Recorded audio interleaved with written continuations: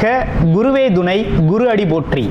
நேயர்கள், ஜோதிட அன்பர்கள் அனைவருக்கும் அன்பான வணக்கங்கள். நான் உங்கள் வாழ்க வளமுடன் ஜோதிடர் ஸ்ரீ குரு சுந்தர வடிவேல்.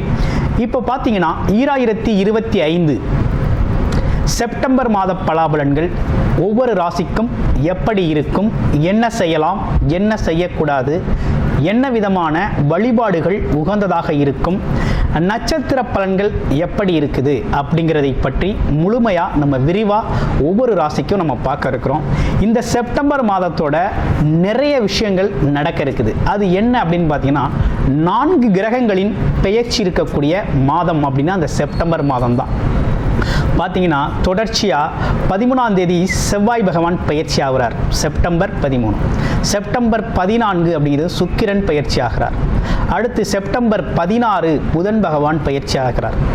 அடுத்து செப்டம்பர் 17 சூரியனும் பார்த்தீங்கன்னா அடுத்த ராசிக்கு பயணம் போகிறார். அப்போ இந்த காலகட்டத்தில் பல்வேறு விதமான மாற்றங்கள், கிரகத்தின் மாற்றம் எப்படி நடக்குது அப்படிங்கிறத பொறுத்து ஒவ்வொரு ராசிக்கும் பல்வேறு விதமான மாற்றங்களை, முன்னேற்றங்களையும் எதிர்பார்க்கக்கூடிய மாதமாக இந்த மாதம் அப்படிங்கிறது அமைஞ்சிருக்குது. எந்தெந்த ராசிக்கு எப்படி இருக்குது அப்படிங்கிறத விரிவாக தெளிவாக இப்போ நம்ம பார்க்கலாம். இப்போ உங்கள் ராசிக்கு எப்படி இருக்குது அப்படிங்கிறத பார்ப்போம். கும்பராசி காலபுருஷனின் 11வது ராசியாக இருக்கக்கூடிய கும்பராசி அன்பர்களுக்கு, இந்த கும்பராசியை பொறுத்த வகையில் பார்த்தீங்கன்னா ராசியிலேயே ராகு பகவான் அமர்ந்து இருக்கக்கூடிய அமைப்போடு இருக்குது. ஒரு வருஷத்துக்கு அப்படி தான். அது மட்டும் இல்லாமல் பாருங்கள், கும்பராசி அப்படின்னாலே எந்த இடத்துலையும் மதிப்பு மரியாதை அப்படிங்கிற ஒரு விஷயம் தானாகவே தேடி வரக்கூடிய அமைப்பு அப்படிங்கிறது உண்டு. இருந்தாலும் பொறுப்புகள், நிர்வாகத்திறன் பொறுப்புகளில் ரொம்ப முக்கியத்துவம் வைக்கக்கூடியவர்கள், தான தர்மங்கள் செய்யக்கூடிய அமைப்பு அப்படிங்கிறது உண்டு. ஆமாம், எந்த இடத்துக்கு போனாலும் அதோட உயர் மட்டத்தில் இருக்கணும் அப்படிங்கிற ஆசையும், அந்த இலக்கை நோக்கி போகக்கூடிய ஒரு தன்மையும் இயல்பாகவே மனதில் உண்டு. அதே போல் தன்னோட கீழ்நிலை பணியாளர்களுக்கு தேவையான விஷயங்கள்லாம் செய்யக்கூடிய அமைப்பு அப்படிங்கிறது, நடுநிலையாக நடந்துக்கக்கூடிய ஒரு அமைப்பு அப்படிங்கிறதும் உண்டு. இப்படிப்பட்ட உங்களுக்கு இந்த காலகட்டத்தில் எப்படிலாம் இருக்குது அப்படின்னு பார்த்தோம்னா, 7.5 சனி பாதிப்பு ரொம்ப படாத பாடுபட்டாச்சு. கும்பராசி அன்பர்களை பொறுத்த வகையில் ரொம்ப கஷ்டப்பட்டாச்சு. என்ன கஷ்டம் அப்படின்னா, நிறைய பேருக்கு வேலை போயிடுச்சு, தொழில் அமைப்புகளில் லாபம் இல்லை, க்ளோஸ் பண்ணுற மாதிரி ஆயிடுச்சு. அடுத்து வியாபாரத்தில் பயங்கர நஷ்டம் அப்படிங்கிறதெல்லாம் ஏற்பட்டுருச்சு. அதுலேயும் வெளிநாட்டில் வேலை பார்க்கக்கூடிய கும்பராசி அன்பர்களுக்கெல்லாம் வேலையில் ரொம்ப ஸ்ட்ரகிளிங், ரொம்ப ப்ராப்ளம், எக்கச்சக்கமான ப்ராப்ளங்களை சந்திச்சாச்சு. ஃபேக்ட்ரி வச்சுருக்கவங்களுக்கே ரொம்ப சிரமங்களை சந்திச்சாச்சு. தொழிலாளர்கள் கிடைக்கல, தொழிலாளர்கள் இருந்தால் இங்கிட்ட ஒப்பந்தங்கள் நடக்கலை. அப்படின்னா என்னென்னா, தேவையான வேலை அப்படிங்கிறது அவங்களுக்கு பிஸ்னஸ் வரல அப்படிங்கிற மாதிரிலாம் ரொம்ப சிக்கல்கள் நடந்து விட்டது. இன்னும் 7.5 சனி முடியலை, அதனால் கருத்தில் வச்சுக்க வேண்டியது அவசியம். அதே நேரத்தில் 2ஆம் இடத்தில் இருக்கக்கூடிய சனி பகவான் ராசிநாதன். அது மட்டும் இல்லாமல் உங்களுடைய ராசிக்கு பார்த்தீங்க அப்படின்னா எப்படி இருக்குது இந்த காலகட்டத்தில் அப்படின்னு எடுத்துக்கிட்டோம் அப்படின்னா, கும்பராசியை பொறுத்த வகையில் ஒரு பக்கம் ரொம்ப சிரமங்களை சந்தித்தாலும் இன்னொரு பக்கம் குரு பகவான் உங்களுக்கு சாதகமான சூழ்நிலையை ஏற்படுத்துகிறார். எப்படின்னா, என்ன நடந்தாலும் அதில் உள்ள பாதிப்புகள் சார்ந்த விஷயத்தில் ஒரு காம்ப்ரமைஸ் பண்ணிக்கிறது மாதிரி குரு பகவான் பார்த்தீங்கன்னா, குருவோட பார்வை அப்படிங்கிறது உங்களுக்கு அமைஞ்சிருச்சு, ரொம்ப சிறப்பாக அமைஞ்சிருச்சு. இப்போ குரு பார்வை பட்டதுனால பல்வேறு விதமான தோஷங்கள் நீங்கிருச்சு. ஏன்னா சனி பகவானால் ஏற்படக்கூடிய பாதிப்புகளும் குறைஞ்சிருச்சு, மற்ற கிரகங்களால் ஏற்படக்கூடிய சிக்கல்களும் குறைஞ்சிருச்சு. அப்போ இந்த காலகட்டம் அப்படிங்கிறது உங்களுக்கானதாக இருக்குது.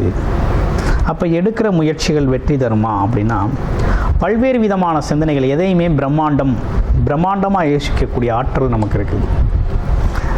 எதை செஞ்சாலும் பெருசாக செய்யணும், எங்கே வேலைக்கு போனாலும் பெரிய ஜாபில் போய் உட்காரணும், ஆமாம், எதை பண்ணாலும் நேர்த்தியாக பண்ணணும் அப்படிங்கிறது நம்மளோட அமைப்பு. வெளிநாடு வெளியூர் போகணும் அப்படின்னா ரொம்ப நல்லா இருக்கும். ஐடி செக்டார் துறையில் வேலை பார்க்குறவங்க அல்லது வெளிநாட்டில் வேலை பார்க்கணும் முயற்சி செய்கிறவங்க எல்லாருக்குமே நல்லா இருக்குது. வெளி ஆளுங்களோட தொடர்புகளால் நீங்கள் முன்னேறுவீங்க. மாற்று மொழி பேசுகிறவங்களால் நீங்கள் உங்களுக்கு வந்து உதவிகள் கிடைக்கும். வேறு லாங்குவேஜ் பேசுகிறவங்களால உங்களுக்கு உதவிகள் கிடைக்கும். ஆமாம், இடமாற்றம் அப்படிங்கிறது உறுதியாக இருக்குது. வேலைக்காக தொழிலுக்கான இடமாற்றங்கள் ரொம்ப உறுதியாக இருக்குது. அது மட்டும் இல்லாமல் முயற்சிகள் கை கொடுக்கும். இனிமேலுக்கு எந்த முயற்சி எடுத்தாலும் உங்களுக்கு அந்த முயற்சிகளில் வெற்றி கிடைக்கும் அப்படிங்கிற நல்ல அமைப்பு இருக்குது. இதில் ஒரு முக்கியமான விஷயம் என்னென்னா, 7ஆம் இடத்துல கேதுவும் 7ஆம் அதிபதியும் அங்கேயே இருக்கிறாங்க. இப்போ என்னென்னா, ஃபேமிலி செக்டாரில் தான் நம்ம கொஞ்சம் கவனமாக இருக்கணும். ரிலேஷன்ஷிப்பில் தான் ரொம்ப கவனமாக இருக்கும். கணவன் மனைவி, நண்பர்கள், அப்பா அம்மா, அண்ணன் தங்கை, தம்பி, இப்படிப்பட்ட உறவுகளில் கொஞ்சம் பார்த்து கவனமாக இருக்கணும். வீண் விவாதங்கள், அதே நேரத்தில் கொஞ்சம் விட்டு கொடுத்து போகணும். போக வேண்டிய அவசியம் இந்த செப்டம்பர் மாதம் முழுக்கவே இருக்குது. கொஞ்சம் பொறுமையாக தான் போகணும். ஏன்னா பல்வேறு விதமான பேச்சுக்கள் வரும். அதனால் அதெல்லாம் கொஞ்சம் காதில் வாங்கி பொறுமையாக சகிப்புத்தன்மையோடு இருக்க வேண்டிய காலகட்டமாக இந்த காலகட்டம் அப்படிங்கிறது இருக்குது. அதே நேரத்தில் மனைவியோட உடல் ஆரோக்கியத்தை கொஞ்சம் கூடுதல் கவனம் அப்படிங்கிறத எடுத்துக்கங்க. அது ரொம்ப நல்லது. அப்புறம் குழந்தைகள் அப்படிங்கிற ஒரு விஷயம் ரொம்ப நல்லா இருக்குது. குழந்தைகளோட அமைப்பும் நல்லா இருக்குது. குழந்தைகளை வெளிநாட்டுக்கு படிக்க அனுப்புறது, வேலைக்கு அனுப்புறது, குழந்தைகளுக்காக ஒரு முயற்சி எடுத்தது எல்லாமே சக்ஸஸ்ஃபுல்லாக இருக்கும். குழந்தைகளும் இந்த காலகட்டத்தில் உங்களுக்கு உதவிகரமாக இருப்பாங்க. அந்த விஷயம் ரொம்ப நல்லா இருக்குது. உடல் ஆரோக்கியம் எப்படி இருக்குது அப்படின்னு பார்த்தோம்னா, உடல் ஆரோக்கியம் சார்ந்த விஷயங்களில் கொஞ்சம் கவனம் எடுத்துக்கணுங்க. அடிவயிறு சார்ந்த பிரச்சனை, வயிறு, குடல் சம்மந்தப்பட்ட பிரச்சனைகள், இதெல்லாம் கொஞ்சம் கவனம் வேணும். அப்போ சாப்பிட்ற உணவு மேலே கொஞ்சம் அக்கறை வேணும். உணவுகள், துரித உணவுகளில் பார்த்தீங்கன்னாக்க உங்களுக்கு எது மிகச் சரியானதாக இருக்குது அப்படிங்கிறத பார்த்து சாப்பிட்றது ரொம்ப நல்லது. அப்படி பண்ணுறது தான் உங்களுக்கு நல்லது. ஏன்னா உணவு சார்ந்த விழிப்புணர்வு அவசியம். அதே போல் டைமிங் ரொம்ப முக்கியம். ஏன்னா வயிறு சார்ந்த விஷயம், நரம்பு சார்ந்த விஷயம், சூடு, ஓவர் ஹீட்டு, இந்த மாதிரி விஷயங்கள்லாம் வந்து உங்களுக்கு அடிவயிறு சார்ந்த பிரச்சனைகளை உருவாக்கும். அதனால் அது சார்ந்த விழிப்புணர்வும் கவனமும் எடுத்துக்கங்க. எண்ணெய் ஆயில்மெண்ட், அதாவது எண்ணெய் தேய்க்கிறது உடம்புல வந்து பார்த்திங்கன்னா எண்ணெயை கொஞ்சம் சேர்த்துக்கங்க. எண்ணெய்னா என்னென்னா நல்லெண்ணெய் சொல்லுவாங்கள்ல, நல்லெண்ணெய் தேய்ச்சி கொஞ்சம் உடம்பில் கொஞ்சம் ஹீட்டு, வெப்பத்தை குறைச்சிக்கிறது அப்படிங்கிறது ரொம்ப நல்லது. குறைச்சிக்கிட்டிங்க அப்படின்னாக்க கொஞ்சம் வயிறு சார்ந்த இஷ்யூஸ் இருக்காது. அதே போல் உணவுகளும் கொஞ்சம் மிதமான உணவுகளை எடுத்துக்கணும். அடுத்து பாருங்கள், வேறு என்ன விஷயங்கள் இருக்குது அப்படின்னா, முதியவர்களுக்கெல்லாம் எப்படி இருக்குது அப்படின்னா, முதியவர்கள் இந்த காலகட்டத்தை பொறுத்த வகையில் எதுவும் புது முதலீடுகள் செய்யலாமா அப்படிங்கிறதெல்லாம் சில பேருக்கு யோசனை வருது. முதலீடுகள் சார்ந்த விஷயத்துக்கு ரொம்ப சாதகமாக இருக்கா அப்படின்னா, செப்டம்பர் மாதம் 17ஆம் தேதிக்கு பிறகு தான், 17-18 தேதிக்கு பிறகு தான் இது சார்ந்த விஷயத்தை நீங்கள் முடிவெடுக்கணும். இப்போதைக்கு இது சார்ந்த அமைப்புகள் கொஞ்சம் தள்ளி வச்சுக்கிறது நல்லது. அடுத்து பேசுகிறது கொஞ்சம் பார்த்து பேசுங்க. கும்பராசினியர்கள் கொஞ்சம் பார்த்து பேசணும். ஏன்னா வார்த்தைகள் அப்படிங்கிறது பார்த்திங்கன்னா, என்ன முடியுமோ அதை சொல்லுங்கள், முடியாததை முடியாதுன்னு சொல்லிடுங்க. அதே நேரத்தில் அதை வந்து மிதமாக பேசுகிறது அப்படிங்கிறது ரொம்ப நல்லது. ஏன்னா பிறருக்கு நம்பிக்கை கொடுத்துட்டு சில விஷயத்தை செய்ய முடியாமல் போயிடுச்சு அப்படின்னா அது உங்களை ரொம்ப பாதிக்கும். அதே போல் நீங்கள் செய்ய வேண்டியன்னா தர்ம காரியங்கள், புண்ணிய காரியங்களில் அதிகமாக இந்த காலகட்டத்தில் ஈடுபட்டால் ரொம்ப நல்லது. கோவில் காரியங்கள்லாம் ஈடுபடுங்க. கோவில் சார்ந்த விஷயத்துக்கு உங்களால் முடிஞ்ச நன்கொடைகளை கொடுங்க, ரொம்ப நல்லாயிருக்கும். அடுத்து பாருங்கள், வேறு என்ன அப்படின்னு பார்த்தோம்னா, உங்கள் ராசியில் இருக்கக்கூடிய நட்சத்திரங்களுக்கு என்ன பலன் அப்படின்னு பார்க்க போகிறோம். முதல் நட்சத்திரம் அப்படின்னு எடுத்துக்கிட்டோம் அப்படின்னு கேட்டிங்கன்னா அவிட்ட நட்சத்திரம். அவிட்ட நட்சத்திரத்துக்கு எப்படி இருக்குது அப்படின்னு பார்க்கல, வெளிநாடு வெளியூர் போகிறது, எடுத்த முயற்சிகள் கை கொடுக்கறது, பயணங்களால் வெற்றி பெறுறது, சேல்ஸு மார்க்கெட்டிங் துறைகளில் இருக்கிறவங்களுக்கெல்லாம் நல்ல காலமாக இருக்குது. அடுத்து பாருங்கள், சதய நட்சத்திரம். சதய நட்சத்திரத்துக்கு எப்படி இருக்குது அப்படின்னா, ஆசைகள், கனவுகள் அப்படிங்கிற ஒரு விஷயம், எண்ணிய எண்ணங்கள் ஈடேறக்கூடிய ஒரு அமைப்பு அப்படிங்கிறது உருவாகுது. இருந்தாலும் பார்த்தீங்கன்னாக்க ஒரு நிதானத்தோட பயணம் செய்ய வேண்டிய அவசியம் அப்படிங்கிறது இருக்குது. வெளிநாடு வெளியூர் போகலாம்.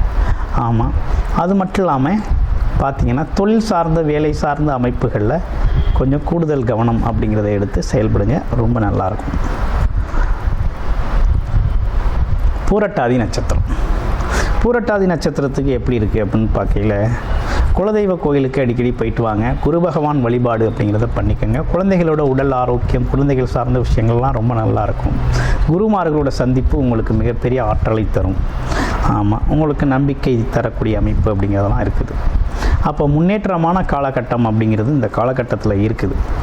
இருந்தாலும் என்னென்னா உங்களுடைய பிறப்பு ஜாதகம் சப்போர்ட் செய்யணுங்க. பிறப்பு ஜாதகத்தில் நல்ல தசாபுத்தி அமைப்புகள் இருந்தால் மட்டும்தான் நல்ல விஷயங்களையே அனுபவம் செய்ய முடியும். அப்போ பிறப்பு ஜாதகத்தின் தசாபுத்தி அமைப்புகள்லாம் எப்படி இருக்குது, இந்த காலகட்டத்தில் கோச்சார நிலைகள்லாம் இப்படி இருக்குது.